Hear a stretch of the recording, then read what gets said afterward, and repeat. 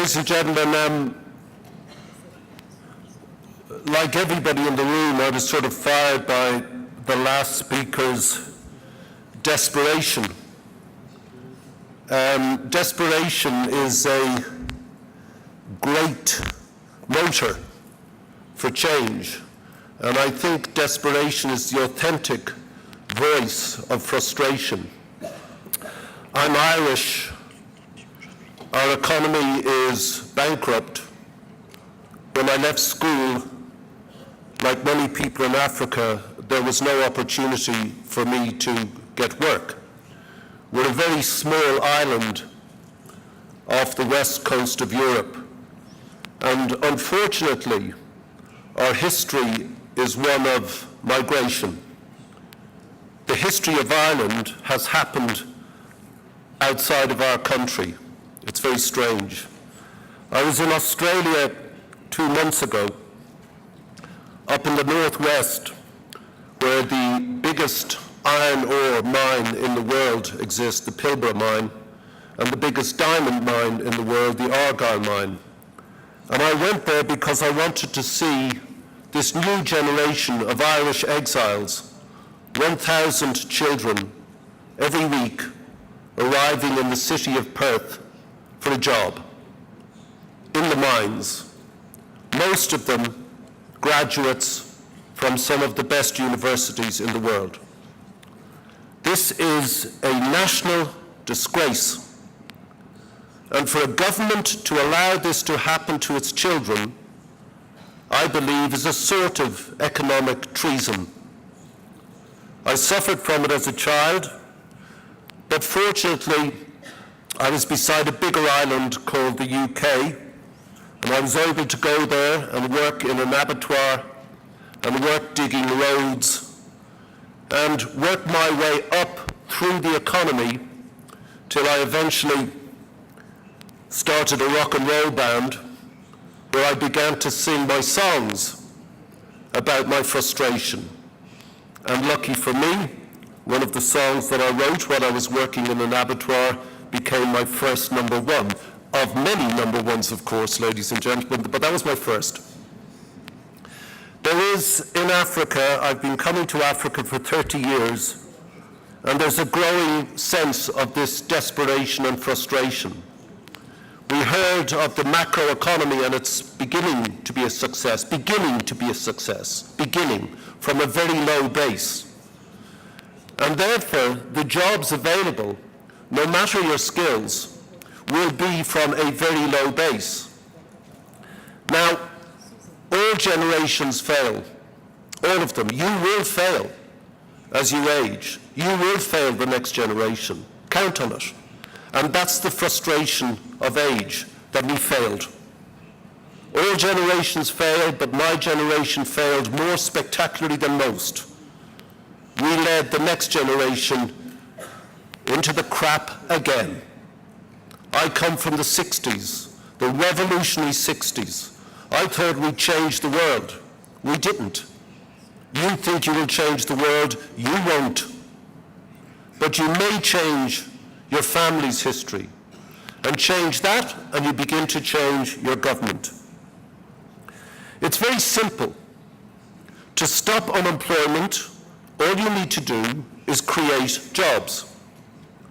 And economic growth is a prerequisite of employment. And employment is a prerequisite of economic growth. It's a sort of negative feedback loop that we could become trapped in.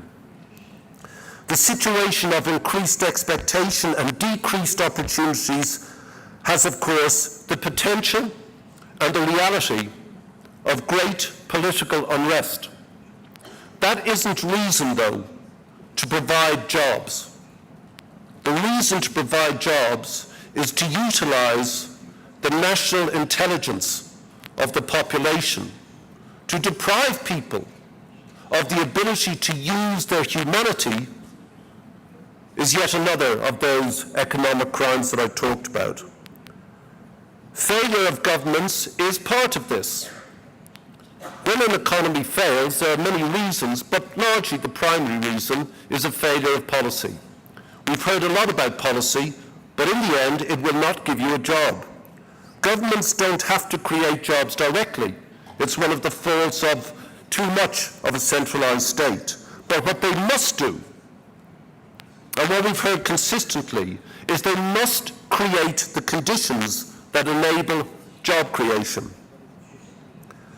Employment is a focal point also for non-state actors, like the diaspora, and I hope in the course of the next 2 days you'll talk about that, because nothing influences the diaspora more than the native people at home. Certainly the African diaspora in Britain, which is huge, are most influenced by the people at home. Many do want to come back.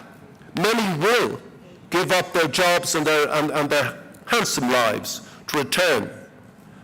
About a year ago, I created a private equity fund for investment in Africa. I'm the only non-African, I'm the only Irish person in the fund. The rest are all Africans, highly educated, brilliant industrialists. We raised several $100 million, and we've begun to buy companies now throughout sub-Saharan Africa and create jobs. In this country, we've created, so far in the last couple of months, 200 in Ethiopia jobs. I went to visit the project yesterday. The solution, though, and I take on board the frustration we heard earlier, no matter what, this is a composite of the singular, economic, empirical condition of poverty. So take into the totality of poverty. When I first came here, it was because of the great famines of the mid-80s. And I began to understand that it wasn't an issue of hunger. Hunger was a piece of the empirical condition of poverty. If it's empirical, if it's economic, the way to deal with it is through politics and economics. And so I began that journey. But education is the key out of this. Taking on board the points of some of the participants in the video, the frustration you feel, having been through the educational hurdles, and then being told there's nothing for you, is almost like the end of the world. Where do I go? Can I accept a job lower than my educational status? And the answer is yes, you must. You must get going if there is any job at all. Employment, primary education is okay in Africa, but within another 20 years, the need for teachers will have doubled, as well as replacing the current teachers. And the level of teaching in the continent is woeful. Many teachers at the primary level are basically literate. That's the reality. The organization I set up 30 years ago has built thousands of schools throughout the continent. And finding the right level of teaching is very difficult. Finding the ability of most of the rural children to come to school, to have educational tools, is difficult. And one of the things I hope you discuss, and those of the economists amongst you, is that we may be dealing with a very old type of economy. If you have disruptive technologies that destroy outmoded businesses, ladies and gentlemen, those same technologies will destroy outmoded logics. You see in the rest of the world how technology has completely and utterly altered the economic rationale of the world. And if it has altered that, it has too altered politics. So maybe you're entering a world where the old model that we thought we understood and clearly didn't no longer pertains. So what does this new model mean? What does a different economy? In Davos this year, they were talking of jobless growth. What does that mean? Jobless growth. And where do you find your dignity as a human being?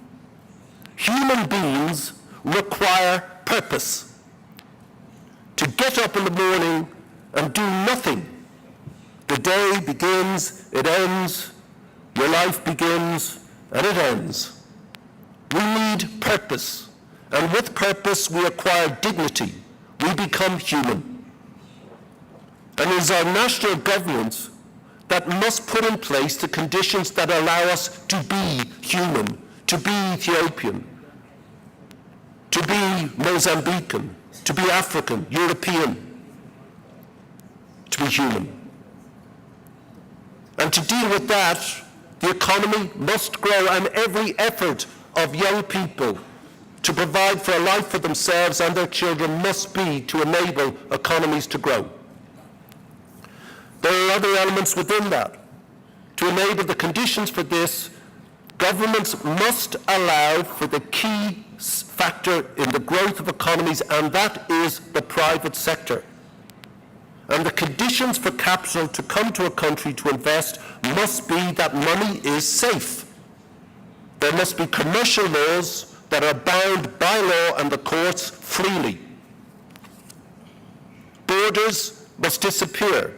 Interregional trade in Africa is pathetic. The President and I were talking this morning just about that. Why is Africa importing goods that it grows anyway? You don't have to begin growing them, they're growing anyway.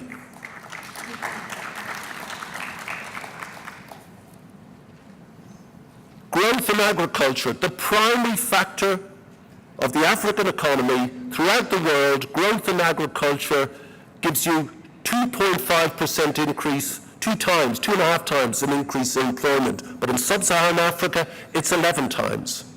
We really need to focus on the agricultural sector. It may not be what you're trained to do, but it's where you're going to make money. It's where your countries are going to grow. It is the future. And ladies and gentlemen, you might not believe it, but the world will come to Africa because it has no choice. The growing population of the world is burdened by food shortages and food shocks. 60% of the remaining arable land in the planet is on your continent. And that is where the world will be fed by, and you will be the instruments of that feeding. There is no doubt that in 30 years, the continent will be at the center of polar center of global economic growth. You will be the people determining that. But right now, it's touch and go whether you can make it. Most countries promise to increase their spending on education by 6% to attain the Millennium Development Goals in education. Some have exceeded that, but only a few have done the 6%. What must happen is that you engage, you lot, the educated, the ones who are active, you must engage in your political systems and structures. And if they will not listen, then you must change them. Not by the brutality, the sickening brutality we saw there. The forces of the state must be disciplined, and they must be made to adhere to the law. And when you beat up the beaten up, the put down, the poor of this world, who, as we heard, only want to make a life for themselves, it is a disgrace. That can't happen. After this 2 days, and I thank the President, I've spoken to him many times, we share a seat on the Africa Progress Panel, he is consumed with this issue. You need to be too. It is a cliche to say you're the future of a continent. Of course you are. You're the young people. But it's also true to say you're the past. Because coming behind you is a whole swell of more people, more. Educate them, feed them. Because if they are not fed, if they are malnourished up to the age of 3, they lose 1/3 of their mental capacity for life. And they can't be employed. We need your intelligence. We need your expertise. We need your brilliance, not because you're young, but because you're human, because you're educated, and because the world needs more Africa. Thank you.